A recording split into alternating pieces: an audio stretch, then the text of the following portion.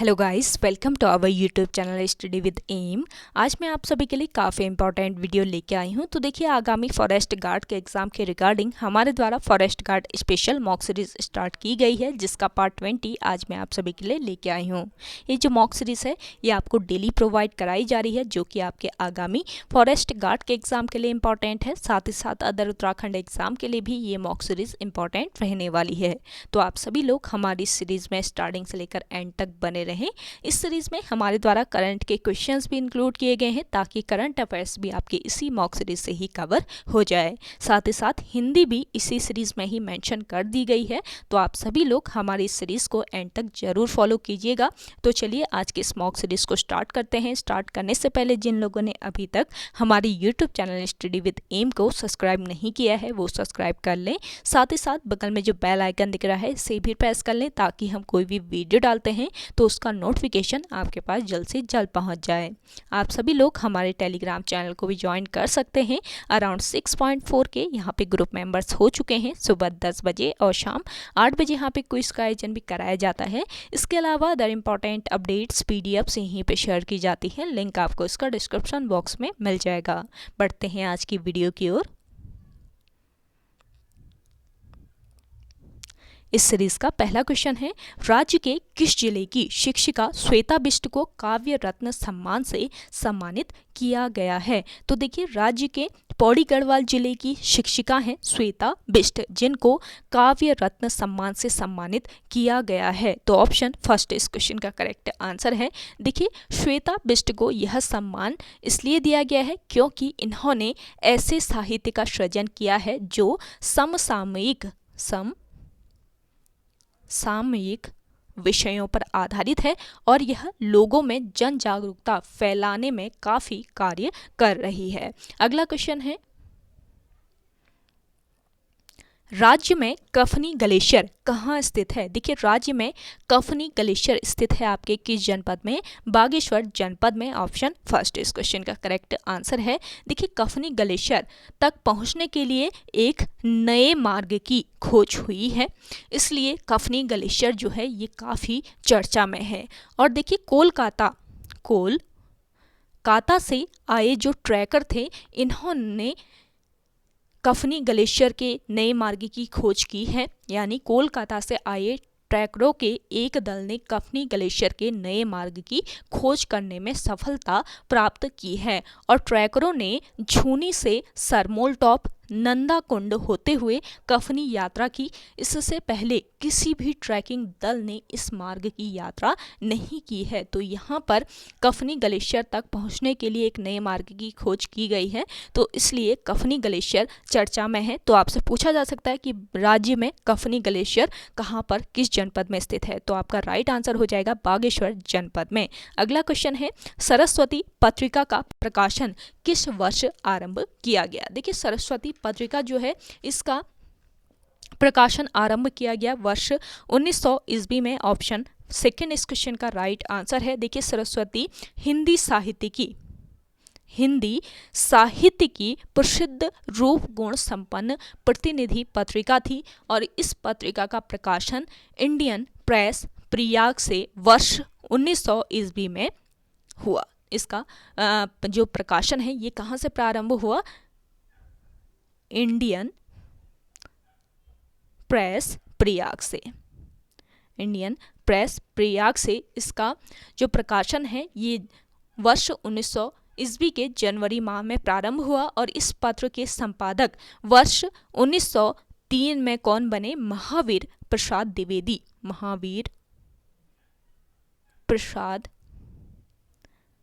द्विवेदी वर्ष 1903 ईस्वी में इस पत्र के संपादक हुए, और वर्ष 1920 ईस्वी तक ये इस पत्र के संपादक रहे। ये आपको ध्यान में रखना है। और देखिए, इसका प्रकाशन पहले झांसी, ध्यान दीजिएगा, इसका प्रकाशन जो है पहले झांसी और फिर कानपुर से इसका प्रकाशन होने लगा। अगला क्वेश्चन है आपका, भारत की पहली राष्ट्रीय वन नीति कब जारी की गई? तो देखिए, भारत की पहली राष्ट्रीय वन नीति जो है ये किस काल में? ब्रिटिश काल में जारी की गई थी। तो ब्रिटिश काल की पहली जो राष्ट्रीय वन नीति है ये कब जारी की गई? वर्ष 1894 ईस्वी में जारी की गई थी। ऑप्शन थर्ड बिल्कुल राइट आंसर हो जाएगा आपका। देखिए, राष्ट्रीय वन नीति 1988 की बात करें तो राष्ट्रीय वन नीति 1988 के अनुसार देश के 33% भाग पर वन क्षेत्रफल होना चाहिए और इस नीति के अनुसार पर्वतीय क्षेत्र में 60%, 1988 के वन नीति के अनुसार पर्वतीय क्षेत्र में कितने प्रतिशत? 60% और मैदानी क्षेत्रों में 25% वन आवश्यक है। और ब्रिटिश काल में भारत की पहली राष्ट्रीय वन नीति जो है ये वर्ष 1894 ईस्वी में जारी की गई थी। स्वतंत्र भारत की जो राष्ट्रीय वन नीति है ये किस वर्ष जारी की गई? आप सभी लोग कमेंट करके बताइएगा इसका आंसर, जिन लोगों को आंसर आ रहा है। अगला क्वेश्चन है, रैयतवाड़ी व्यवस्था सर्वप्रथम किस जिले में लागू की गई थी? देखिए, रैयतवाड़ी जो व्यवस्था है ये सर्वप्रथम किस जिले में लागू की गई? बारामहल जिले में लागू किया गया इसको। ऑप्शन सेकंड इस क्वेश्चन का राइट आंसर हो जाएगा। देखिए, रैयतवाड़ी व्यवस्था जो है ये वर्ष 1792 ईस्वी में मद्रास प्रेसिडेंसी के बारामहल जिले में सर्वप्रथम लागू की गई। देखिए, थॉमस मुनरो जो हैं, थॉमस मुनरो 1819 से लेकर 1826 ईस्वी के बीच मद्रास के गवर्नर जनरल रहे। थॉमस मुनरो 1819 से लेकर 1826 ईस्वी के बीच मद्रास के ये गवर्नर जनरल रहे और रैयतवाड़ी व्यवस्था के प्रारंभिक प्रयोग के बाद मुनरो ने इसे 1820 ईस्वी में संपूर्ण मद्रास में लागू कर दिया और इसके तहत कंपनी तथा रैयत यानी जो किसान थे, रैयत किसको कहा गया? किसानों को कहा गया रैयत। तो इस के तहत कंपनी तथा रैयतों यानी किसानों के बीच सीधा समझौता या संबंध था और राजस्व के निर्धारण तथा लगान वसूली में किसी जमींदार या बिचौलियों की भूमिका नहीं होती थी। तो रैयतवाड़ी व्यवस्था जो है ये सर्वप्रथम कहाँ पर लागू की गई? मद्रास प्रेसिडेंसी के बारामहल जिले में इसको लागू किया गया। ऑप्शन सेकंड बिल्कुल राइट आंसर हो जाएगा और इस समय वहाँ का गवर्नर जनरल, मद्रास का गवर्नर जनरल कौन था? Thomas Munro. इन सभी पॉइंट को आप नोट डाउन कर लीजिए, आपके आगामी एग्जाम में काफ़ी हेल्पफुल रहते हैं। अगला देखिएगा, उत्तराखंड में किस वर्ष शुद्ध साहित्य का गठन किया गया? तो देखिए, उत्तराखंड राज्य में शुद्ध साहित्य समिति जो है, शुद्ध साहित्य एक समिति है, तो इसका गठन किया गया कब? वर्ष 1913 ईस्वी में। ऑप्शन सेकंड बिल्कुल राइट आंसर हो जाएगा। तो देखिए, शुद्ध साहित्य समिति का जो गठन है ये वर्ष 1913 ईस्वी में किसके द्वारा किया गया? इसका गठन सत्यदेव परिव्राजक के द्वारा, सत्यदेव परिव्राजक के द्वारा इसका गठन किया गया इस समिति का, शुद्ध साहित्य समिति का। और स्वामी सत्यदेव परिव्राजक जो है ये आर्य समाज के एक सन्यासी, भारतीय स्वतंत्रता सेनानी तथा हिंदी साहित्यकार थे और इनका यात्रा वृत्तांत जो है, ध्यान दीजिएगा, सत्यदेव परिव्राजक का यात्रा वृत्तांत जो है ये काफ़ी प्रसिद्ध है, बहुत प्रसिद्ध है इनका एक यात्रा वृत्तांत जो है। और ये ज्वालापुर स्थित सत्य ज्ञान निकेतन नामक पुस्तकालय के संस्थापक भी थे। पूछा जा सकता है कि आपका सत्य ज्ञान निकेतन कहाँ पर स्थित है? ज्वालापुर में ये स्थित है और इस पुस्तकालय के संस्थापक कौन थे? सत्यदेव परिव्राजक। और वर्ष 1913 ईस्वी में स्वामी सत्यदेव परिव्राजक कहाँ पहुँचे? अल्मोड़ा पहुँचे। अल्मोड़ा ये आए वर्ष 1913 ईस्वी में और यहीं पर इन्होंने अल्मोड़ा में ही शुद्ध साहित्य समिति की स्थापना की। देखिए, इनके जन्म की अगर हम बात करें सत्यदेव परिव्राजक के, तो इनका जन्म 1879 ईस्वी में लुधियाना, पंजाब के लुधियाना में इनका जन्म हुआ और इनके बचपन का नाम था सुखदयाल। सुखदयाल जो है इनके बचपन का नाम था। नेक्स्ट क्वेश्चन है, कुंजापुरी देवी का मंदिर किस जनपद में स्थित है? देखिए कुंजापुरी देवी का जो मंदिर है ये स्थित है आपकी किस जनपद में? टिहरी जनपद में। ऑप्शन फर्स्ट बिल्कुल राइट आंसर है। देखिए कुंजापुरी देवी का जो मंदिर है ये माता दुर्गा को समर्पित है, यानी माता दुर्गा का ये मंदिर है। और इस मंदिर में भंडारी राजपूत पुजारी होते हैं। और मंदिर में, इस मंदिर परिसर में एक सिरोही का वृक्ष है जहां पर भक्त लोग चुनरियां बांधते हैं। नेक्स्ट क्वेश्चन है, उत्तराखंड राज्य की प्रथम जल विद्युत परियोजना है। तो देखिए उत्तराखंड राज्य जो है इसकी प्रथम जल विद्युत परियोजना कौन सी है? इसका राइट आंसर हो जाएगा ग्लोगी जल विद्युत परियोजना। ऑप्शन फर्स्ट बिल्कुल राइट आंसर है। देखिए ग्लोगी जल विद्युत परियोजना ये कहाँ पर स्थित है? मसूरी में स्थित है। ग्लोगी जल विद्युत परियोजना की स्थापना वर्ष 1907 ईस्वी में मसूरी भट्टा फॉल जलप्रपात पर की गई थी और वर्ष 1909 ईस्वी में इस परियोजना से विद्युत जो उत्पादन है वो शुरू हो गया। और वर्ष 1912 की अगर हम बात करें तो वर्ष 1912 में परियोजना से मसूरी नगर पालिका में विद्युत वितरण शुरू किया गया और वर्ष 1914 ईस्वी में इस परियोजना का निर्माण कार्य पूरा हुआ। और इस परियोजना को विद्युत उत्पादन, इस जो परियोजना है इसकी विद्युत उत्पादन क्षमता की अगर हम बात करें तो 100 किलोवाट इसकी विद्युत उत्पादन क्षमता थी और यह भारत का दूसरा तथा उत्तर भारत का प्रथम विद्युत संयंत्र है। ये आपको ध्यान में रखना है, काफ़ी इंपॉर्टेंट पॉइंट है। ये भारत का दूसरा तथा उत्तर भारत का प्रथम विद्युत संयंत्र है। जबकि खुदरी परियोजना की अगर हम बात करें ये किस जनपद में स्थित है? आपके देहरादून जनपद में। मरोड़ा जो है, मरोड़ा परियोजना है आपके पौड़ी गढ़वाल में और टिहरी परियोजना है आपके टिहरी जनपद में। अगला क्वेश्चन है, उत्तराखंड वन विकास निगम की स्थापना किस वर्ष की गई? देखिए सेशन पसंद आ रहा है तो लाइक कर लीजिएगा। जिन लोगों ने अभी भी हमारे YouTube channel study with M को सब्सक्राइब नहीं किया है वे लोग जरूर सब्सक्राइब कीजिए। डेली आपको ये सेशन हमारे YouTube channel study with M पर मिल जाया करता है, तो आप सभी लोग डेली इस सीरीज़ को फॉलो जरूर कीजिएगा जो कि आपके आगामी फॉरेस्ट गार्ड के एग्ज़ाम के लिए इम्पॉर्टेंट है। तो काफ़ी हेल्पफुल रहता है ये सेशन। साथ ही साथ अदर उत्तराखंड एग्ज़ाम की आप तैयारी कर रहे हैं तो उसके लिए भी आप इस सेशन को ज्वाइन कर सकते हैं। इसके अलावा देखिए हमारे टेलीग्राम ग्रुप पर क्विज़ का भी आयोजन किया जा रहा है, तो आप सभी लोग क्विज़ जरूर ज्वाइन कीजिएगा। काफ़ी इंपॉर्टेंट क्वेश्चन वहाँ पे टाइप करके मैं देती हूँ, स्पेशली खुद ही टाइप करके आपको ये क्वेश्चन क्विज़ के माध्यम से मैं देती हूँ, तो आप सभी लोग ज्वाइन जरूर कीजिएगा। ज़्यादा क्वेश्चन पॉसिबल नहीं हो पा रहे हैं क्योंकि टाइम की थोड़ा कमी रहती है, तो टाइप करने में काफ़ी समय लगता है ना। तो आप सभी को जितने भी क्वेश्चन दिए जा रहे हैं, एक दिन में माना आपके 10 ही क्वेश्चन हो रहे हैं तो वो क्वेश्चन भी इंपॉर्टेंट रहते हैं। एक दिन में आपके 10 क्वेश्चन अगर क्विज़ के माध्यम से तैयार हो रहे हैं तो आने वाले आपके एग्ज़ाम तक काफ़ी क्वेश्चन आपके कलेक्ट हो जाएंगे। तो आप सभी लोग क्विज़ ज़्यादा से ज़्यादा ज्वाइन जरूर कीजिएगा। रात को 8 बजे आपकी क्लास आती है, उससे पहले क्विज़ का आयोजन किया जाता है, तो आप सभी लोग क्विज़ जरूर ज्वाइन कीजिएगा। इसके अलावा जिन लोगों ने अभी भी हमारे YouTube channel study with M को सब्सक्राइब नहीं किया है वे लोग ज़रूर सब्सक्राइब कीजिएगा। देखिए स्टडी विद एम काफ़ी आपके लिए पहल कर रहा है आपके आगामी फॉरेस्ट गार्ड के लिए। साथ ही साथ आपको उत्तराखंड टॉप 20 MCQ की सीरीज़ भी प्रोवाइड कराई जा रही है।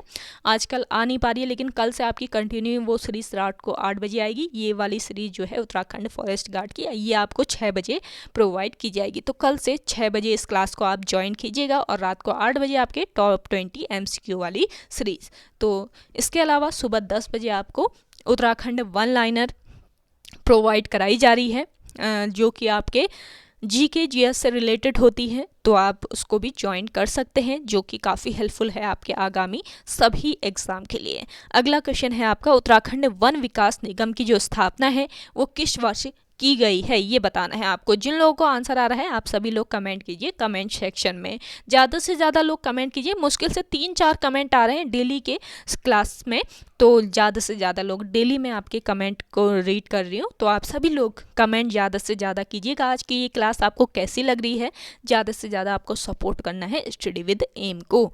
तो देखिए, उत्तराखंड वन विकास निगम जो है, इसकी स्थापना की गई वर्ष 2001 में। ऑप्शन फर्स्ट बिल्कुल राइट आंसर है। देखिए, वन विकास निगम का जो शिविर कार्यालय है ये कहाँ पर स्थित है, तो देहरादून में इसका शिविर कार्यालय है, और इसका कार्य वैज्ञानिक पद्धति से वनों का विदोहन कर विक्रय करना है। अगला क्वेश्चन देखिए, किस अनुच्छेद के तहत पंचायतों में आरक्षण का प्रावधान है?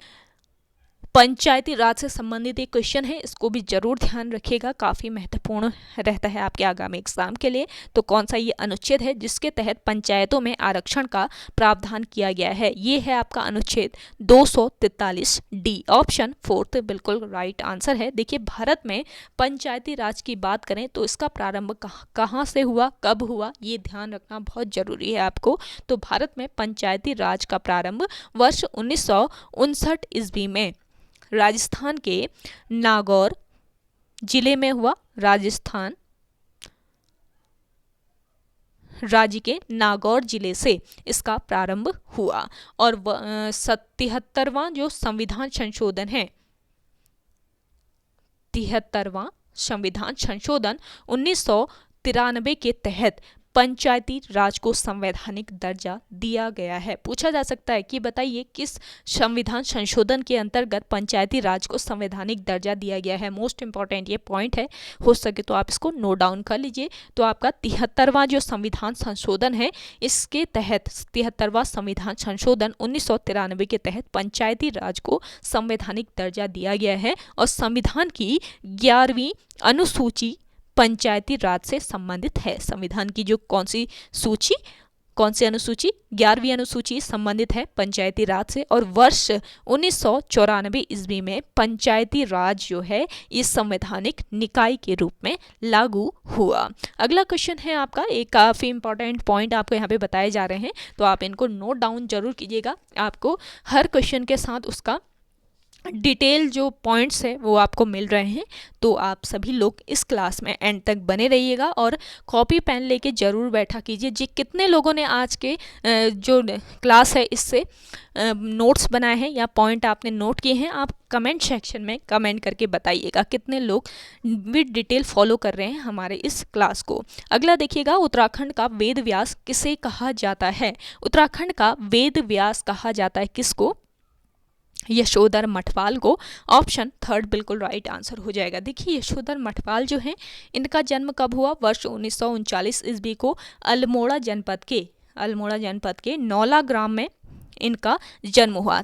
छोटे छोटे पॉइंट जो होते हैं, कभी कभी आयोग द्वारा पूछ लिया जाएगा कि बताइए जो यशोधर मठवाल है इनका जन्म किस जनपद में हुआ। तो आपके ऑप्शन में नौला भी दे दिया होगा, 2-4 जनपद और दे दिए जाएंगे 2-3 ऑप्शन में, तो आपको वहाँ पे करेक्ट जो गांव है वो बताना पड़ेगा। तो इन छोटे छोटे पॉइंट को ध्यान रखिए, कब हुआ, कहाँ पर हुआ, ये तो आपको बेसिकली पता रहना चाहिए। तो इनका जन्म वर्ष 1939 ईस्वी को अल्मोड़ा जनपद के नौला ग्राम में हुआ। और इन्होंने वर्ष 1983 ईस्वी में भीमताल में लोक संस्कृति संग्रहालय की स्थापना की। जो आपका भीमताल में लोक संस्कृति संग्रहालय है, इसकी स्थापना यशोधर मठवाल ने की वर्ष 1983 ईस्वी में। और देखिए, प्रागैतिहासिक पुरातत्व एवं लोक कला संस्कृति पर इन्होंने 19 मौलिक पुस्तकों का सृजन भी किया। इसके अलावा देखिए, आपका पेट शाल और फड़का नौली, ये दोनों प्रागैतिहासिक स्थल हैं। तो इन प्रागैतिहासिक स्थलों की खोज, पेटशाल और फड़का नौली की खोज भी किसने की? यशोधर मठवाल ने, डॉक्टर यशोधर मठवाल ने की। और वर्ष 2005 में इन्हें किस अवार्ड से सम्मानित किया गया? पद्म श्री अवार्ड से इन्हें सम्मानित किया गया वर्ष 2005 में। सेशन पसंद आ रहा है तो लाइक जरूर कीजिएगा, कमेंट सेक्शन में कमेंट करके बताइएगा आज का ये सेशन आपको कैसा लग रहा है। अगला देखिए, शंकराचार्य ने बद्रिकाश्रम में स्थापित मूर्ति कहाँ से निकाली थी? देखिए आदिगुरु शंकराचार्य जो हैं इन्होंने बद्रिकाश्रम जो है ये किसे कहा जाता है, बद्रीनाथ को ही कहा जाता है। विशाला बद्रिकाश्रम ये इसके बद्रीनाथ के ही नाम है, इनको भी जरूर ध्यान रखिएगा। तो बद्रीनाथ में जो मूर्ति स्थापित है तो शंकराचार्य ने वो मूर्ति कहाँ से निकाली ये बताना है। तो इसका राइट जो आंसर हो जाएगा ये हो जाएगा नारद कुंड। ऑप्शन फर्स्ट बिल्कुल राइट आंसर है। देखिए नारद कुंड जो है ये बद्रीनाथ के पास ही आपके स्थित है और इस कुंड से 8वीं शताब्दी के आसपास आदिगुरु शंकराचार्य ने 1 मीटर लंबी शालिग्राम से निर्मित मूर्ति निकाली थी। और बद्रीनाथ के पास आपके पंचकुंड स्थित है। तो कौन कौन से पंचकुंड में कौन कौन से कुंड आते हैं ये भी आपको ध्यान में रखना है। आपसे पूछा जा सकता है कि बद्रीनाथ में स्थित पंचकुंड में कौन सा कुंड सम्मिलित नहीं है या कौन कौन से कुंड सम्मिलित हैं, इस तरीके से भी क्वेश्चन पूछा जा सकता है। तो बद्रीनाथ के पास जो पंचकुंड है आपका कुंड है इसमें कौन कौन से 5 कुंड सम्मिलित हैं। एक है आपका तप्त कुंड, दूसरा है नारद कुंड, तीसरा है आपका मानुषी कुंड, इसके अलावा आपका त्रिकोण कुंड, इसके अलावा आपका सत्य पथ कुंड। तो ये 5 कुंड स्थित हैं आपके बद्रीनाथ के पास। ये पंच कुंड में इनको सम्मिलित किया गया है। तो इन कुंडों को नोट डाउन कर लीजिए। अगला देखिए बोरलॉग पुरस्कार किस क्षेत्र में दिया जाता है। देखिए बोरलॉग पुरस्कार जो है यह आपका किस क्षेत्र में दिया जाता है, कृषि के क्षेत्र में यह पुरस्कार दिया जाता है। और वर्ष 1973 ईस्वी में बोरलॉग पुरस्कार को स्थापित किया गया था। इसकी स्थापना कब की गई थी, वर्ष 1973 ईस्वी में की गई थी। और यह पुरस्कार कोरोमंडल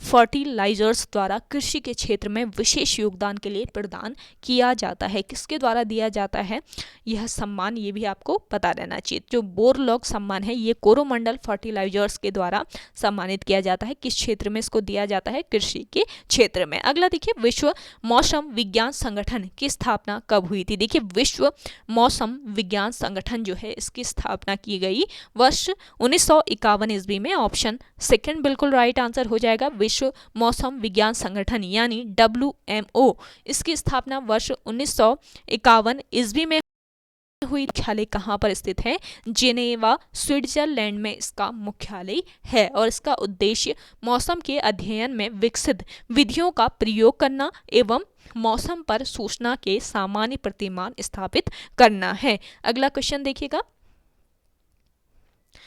येना जलप्रपात किस नदी पर स्थित है। देखिए येना जलप्रपात ये स्थित है आपके किस नदी पर, नर्मदा नदी पर। ऑप्शन फर्स्ट बिल्कुल राइट आंसर हो जाएगा। येना जलप्रपात की अगर हाइट की अगर हम बात करें ऊंचाई की तो 180 मीटर इसकी ऊंचाई है। 180 मीटर येना जलप्रपात।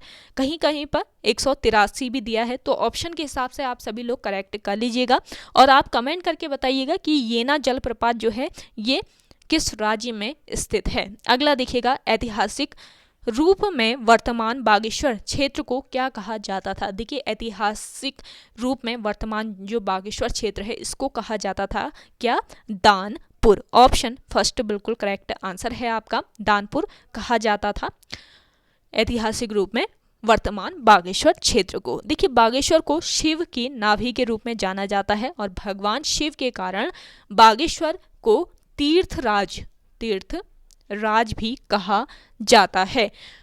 और देखिए पौराणिक नाम की अगर हम बात करें बागेश्वर की तो इसका पौराणिक नाम क्या है, अग्नि तीर्थ जो है ये बागेश्वर का पौराणिक नाम है। और देखिए बागेश्वर जो है ये किन 2 नदियों के संगम पर स्थित है ये भी पूछा जा सकता है। तो बहुत से लोगों को आता होगा किन 2 नदियों के संगम पर। अब जो लोग हमारे नए व्यूवर्स हैं उन लोगों को नहीं पता होगा तो आप लोग भी नोट कर लीजिएगा। सरयू व गोमती नदियों के संगम पर स्थित है बागेश्वर। और मानस खंड में बागेश्वर को क्या कहा गया है, नीलगिरी कहा गया है बागेश्वर को मानस खंड में। अगला क्वेश्चन देखिए, उत्तराखंड में खेल रत्न पुरस्कार की शुरुआत कब हुई। देखिए उत्तराखंड राज्य में खेल रत्न पुरस्कार की शुरुआत की गई वर्ष 2013 में। ऑप्शन सेकंड इस क्वेश्चन का राइट आंसर है। आपको आज की ये क्लास कैसी लग रही है, ज़्यादा से ज़्यादा लोग कमेंट सेक्शन में कमेंट करके बताइएगा, और आपको एक्सप्लेनेशन जो है इसका तरीका कैसा लगता है वो भी आप कमेंट करके बताइएगा। साथ ही साथ आप सभी को शेयर करना है इस सेशन को अपने दोस्तों के साथ अपने व्हाट्सएप ग्रुप्स में। देखिए, उत्तराखंड में खेल रत्न पुरस्कार जो है इसकी शुरुआत वर्ष 2013 में की गई, और वर्ष 2013 में उत्तराखंड जो है इसकी जो खेल रत्न पुरस्कार की शुरुआत की गई थी, और वर्ष 2015 में इस पुरस्कार का नाम बदलकर क्या कर दिया गया, देवभूमि खेल रत्न पुरस्कार कर दिया गया। और देखिए, प्रथम खेल रत्न पुरस्कार जो है ये वर्ष 2013 में किसको दिया गया, ये भी आपको पता रहना चाहिए। तो जसपाल राणा जो है इनको वर्ष 2013 में प्रथम खेल रत्न पुरस्कार प्राप्त हुआ। अगला क्वेश्चन है आपका, पहला विश्व हिंदी सम्मेलन कहाँ आयोजित किया गया था। तो देखिए, पहला विश्व हिंदी सम्मेलन जो है ये आपका आयोजित हुआ था कहाँ पर, इसका राइट आंसर हो जाएगा नागपुर में। ऑप्शन फर्स्ट बिल्कुल राइट आंसर है। देखिए, 10 से लेकर 14 जनवरी 1975 ईस्वी को नागपुर में पहला विश्व हिंदी सम्मेलन हुआ था, और विश्व हिंदी सम्मेलन का जो उद्देश्य है ये यूएनओ की भाषाओं में हिंदी को स्थान दिलाना है। और विश्व हिंदी सम्मेलन हिंदी भाषा का सबसे बड़ा सम्मेलन है, और विश्व भर के हिंदी विद्वान आपके इस सम्मेलन में विश्व भर के हिंदी विद्वान, साहित्यकार, पत्रकार, भाषा विज्ञानी, विषय विशेषज्ञ तथा हिंदी प्रेमी जुड़ते हैं। और वर्ष 1975 ईस्वी में विश्व हिंदी सम्मेलनों की श्रृंखला जो है ये आरंभ की गई थी। अगला क्वेश्चन है आपका, रसाल निम्न में से किसका पर्यायवाची है। देखिए, रसाल जो है ये पर्यायवाची है किसका, आम का। ऑप्शन थर्ड बिल्कुल राइट आंसर हो जाएगा। रसाल भी कहा जाता है आम को। इसके अलावा अन्य पर्यायवाची शब्दों की अगर हम बात करें आम की, तो क्या क्या होते हैं, एक तो आपका आम्र होता है, इसके अलावा रसाल होता है आपका, पिकबंद, सहकार, इसके अलावा अति सौरभ और अमृत फल भी आपके आम को ही कहा जाता है। तो आपके आम्र, रसाल, पिकबंद, सहकार, अति सौरभ, अमृत फल ये सभी आम के पर्यायवाची हैं, इनको जरूर ध्यान में रख लीजिए। अगला देखिए आपका, आस्तिक का विलोम शब्द है। तो देखिए, आस्तिक जो है इसका विलोम शब्द क्या हो जाएगा, जिन लोगों को आंसर आ रहा है कमेंट कर लीजिए। आस्तिक का विलोम शब्द हो जाएगा नास्तिक। अगला क्वेश्चन है आपका, जहाज का पंछी किस प्रकार का उपन्यास है। तो जहाज का जो पंछी है ये एक उपन्यास है, और किस प्रकार का ये उपन्यास है ये आपको बताना है। तो इसका राइट आंसर हो जाएगा ये एक मनोवैज्ञानिक उपन्यास है। ऑप्शन थर्ड बिल्कुल राइट आंसर हो जाएगा। देखिए, जहाज का पंछी ये किस लेखक का उपन्यास है, तो इसका राइट आंसर हो जाएगा इलाचंद जोशी का ये उपन्यास है जहाज का पंछी, और ये एक मनोवैज्ञानिक उपन्यास है। देखिए, इलाचंद जोशी जो हैं ये मनोवैज्ञानिक उपन्यासकार, कहानीकार एवं आलोचक थे, और ये मनोवैज्ञानिक उपन्यासों के आरंभकर्ता भी माने जाते हैं। इनके जन्म की अगर हम बात करें तो 13 दिसंबर 1903 ईस्वी को इनका जन्म कहाँ पर हुआ, अल्मोड़ा में इनका जन्म हुआ। और प्रमुख रचनाओं की अगर हम बात करें तो इनकी प्रमुख रचनाएं हैं, प्रमुख कहानी की बात की जाए तो धूप रेखा जो है इनकी प्रमुख कहानी है, साथ ही साथ आहुति भी इनकी प्रमुख कहानी है। और प्रमुख उपन्यासों की अगर हम बात करें तो आपका सन्यासी, इसके अलावा पर्दे की रानी, इसके अलावा मुक्ति पथ भी इनका ही उपन्यास है जो कि प्रमुख रचना के अंतर्गत आता है। और जहाज का पंछी इसके रचनाकार भी हैं मनोवैज्ञानिक उपन्यासकार इलाचंद जोशी। अगला क्वेश्चन देखिएगा, गोरखबानी व रामानंद नामक पुस्तकों की रचना किसने की है। तो देखिए, गोरखबानी और रामानंद जो पुस्तक है इसकी रचना किसके द्वारा की गई है, पीताम्बर दत्त बड़फाल के द्वारा की गई है। ऑप्शन सेकंड बिल्कुल राइट आंसर हो जाएगा। पीताम्बर दत्त बड़फाल जो है इनका जन्म कब हुआ, वर्ष 1901 ईस्वी को गढ़वाल के पाली गांव में इनका जन्म हुआ और इन्होंने आचार्य रामाचंद्र शुक्ल के सहयोगी के रूप में भी कार्य किया। और देखिए पीताम्बर दत्त बड़थाल जो हैं ये हिंदी विषय में डॉक्टरेट करने वाले पहले व्यक्ति थे। मोस्ट इंपॉर्टेंट ये पॉइंट है, हिंदी विषय में डॉक्टरेट करने वाले पहले व्यक्ति थे पीताम्बर दत्त बड़थाल।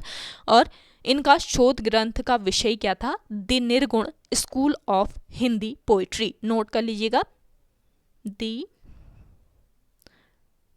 निर्गुण स्कूल ऑफ हिंदी पोइट्री। तो इनके शोध ग्रंथ का ये विषय था। यहाँ पर स्क्रीन पर लिखना पॉसिबल नहीं होता है, तो आप अपनी कॉपी में नोट डाउन जरूर कर लीजिएगा। थोड़ा सा आइडिया देने के लिए यहाँ पे नोट डाउन कर लेती हूँ मैं। तो देखिए इन्होंने हिलमैन, एक पत्रिका थी जिसका नाम था हिलमैन नामक पत्रिका का भी संपादन किया। कहाँ से इसका संपादन किया इन्होंने? कानपुर से हिलमैन नामक पत्रिका का संपादन भी पीताम्बर दत्त बड़थाल के द्वारा किया गया था। अगला देखिएगा, निम्नलिखित में से कौन सा शब्द सर्वनाम नहीं है? तो देखिए इनमें से सर्वनाम, देखिए सर्वनाम क्या होता है अगर आपको पता होगा तो आप करेक्ट कर लेंगे। देखिए जिन शब्दों का प्रयोग संज्ञा के स्थान पर होता है, संज्ञा के स्थान पर जिन शब्दों का प्रयोग किया नाम कहलाते हैं। यह शब्द किसी व्यक्ति विशेष के लिए प्रयुक्त न होकर सभी के लिए इनका प्रयोग किया जाता है, जैसे कि मैं, आप, वह, यह, कुछ, कौन, क्या, जो, कोई, ये सभी जो शब्द होते हैं ये सर्वनाम होते हैं। तो यहाँ पर देखिए उसने, कोई, कौन, ये सब क्या हो गया? आपके सर्वनाम शब्द हो गए। लेकिन जो 10 गुना है ये सर्वनाम शब्द नहीं है। अगर सर्वनाम क्या होता है आपको पता होगा तो आप करेक्ट कर लेंगे। तो ये चीज़ें, छोटी छोटी चीज़ें ध्यान रखेंगे। अगला देखिए, कल्पानी ग्लेशियर किस जनपद में स्थित है? कल्पानी ग्लेशियर स्थित है आपके किस जनपद में? चमोली जनपद में। ऑप्शन 4 बिल्कुल राइट आंसर है। कल्पानी ग्लेशियर चमोली में है, जो कि किस नदी का जल स्रोत है? दूध गंगा नदी का जल स्रोत है। और देखिए दूध गंगा नदी जो है ये किसकी सहायक नदी है? दूध गंगा नदी भिलंगना नदी की सहायक नदी है। भिलंगना की सहायक नदी है। और भिलंगना नदी कहाँ से निकलती है? खतलिंग ग्लेशियर से निकलती है आपकी भिलंगना नदी। अगला क्वेश्चन है आपका,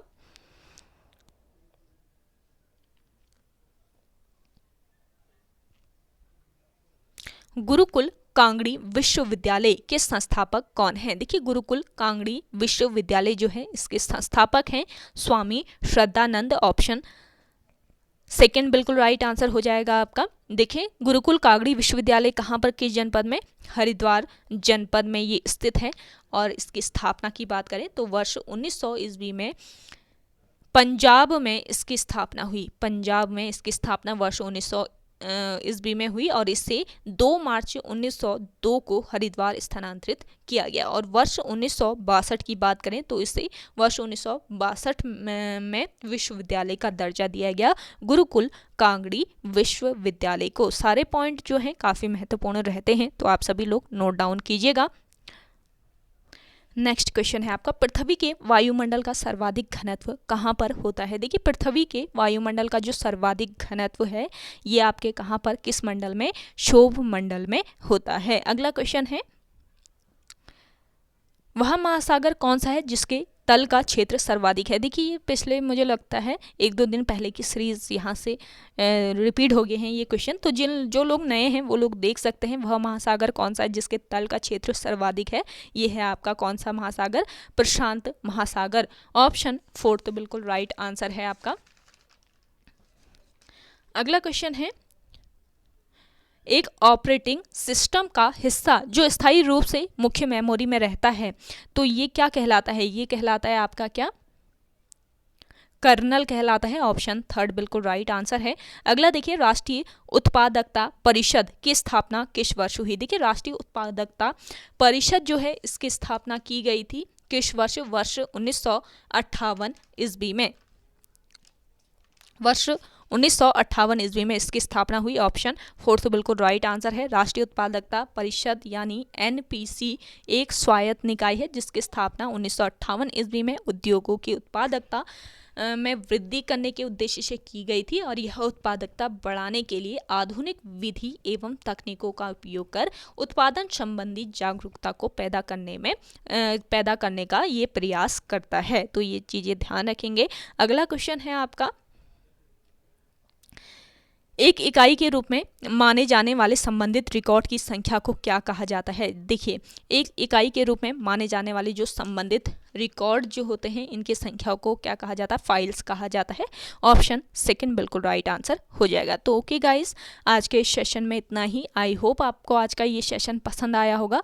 अगर आपको आज का ये सेशन पसंद आता है तो इस सेशन को लाइक कीजिएगा, शेयर कीजिए और जिन लोगों ने अभी भी हमारी YouTube channel study with M को सब्सक्राइब नहीं किया है वो सब्सक्राइब कर लीजिए। चलिए मिलते हैं एक नई इंटरेस्टिंग वीडियोस के साथ, तब तक के लिए धन्यवाद।